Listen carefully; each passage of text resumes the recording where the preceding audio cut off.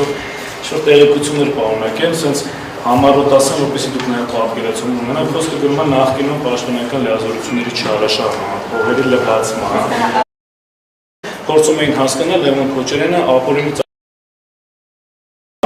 միջոցներ կամ այլ միավորներ բնակարանում պահում է թե ոչ, այսինքն մերկացնող հանցանքի կատարման մեջ մերկացնող ըստեյության գործողություններ են կատարվել։ Իսկ եթե կա գործողություններ, որոնք որ մերկացնում են անձի այս կամ այն հանցանքի կատարման մեջ, այսինքն վերջինիս արդեն իսկ փաստացի կասկածում են եւ մեղադրում են ինչ որ արարքի կատարման մասով։ Սա ենթադրում է, որ սա փաստացի քրեական հետապնդում է, ինչից հետևություն, որ փաստացի քրեական հետապնդում Պարագային գլխավոր դատախազը պետք է գար ազգային ժողով համապատասխան միջնորդագիր ներկայացներ անձնամխելիության հաղթարման, որպեսզի նաև հենց փաստացի քրեական հետապնդում սկսելու թույլտվություն ստանալ։ Բայց դա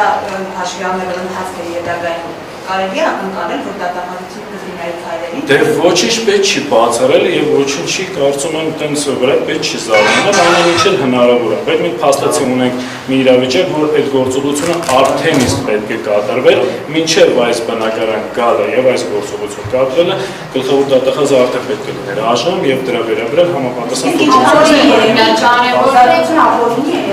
ապօրինի խոզարկությունը ոչ միայն այս հիմքով, սա ամենակարծես թե կարևոր հիմքն է, շատ ուղենիշային հիմքն է, բայց բնականաբար սա մեկ այլ առհասարակ երևույթ է։ Բնականաբար խոզարկությունը կատարման ընթացքի վերաբերյալ, որպես այդպիսի ինչ-որ ագրեսիվ գործողություններ չեն կատարվել, պետք է հանուն արդարության սրա մասին նշեմ, բայց պետք է նաև հաշվի առնենք հետևյալ իրավիճակը, որ Լևոն Քոչարյանի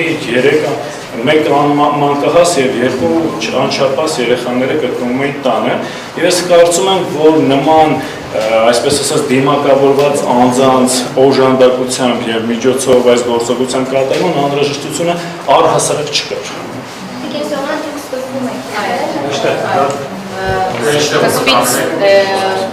Սկզբից էլ ներկա եմ եղել, ուզում եմ մի կարևոր շեշտադրում անել,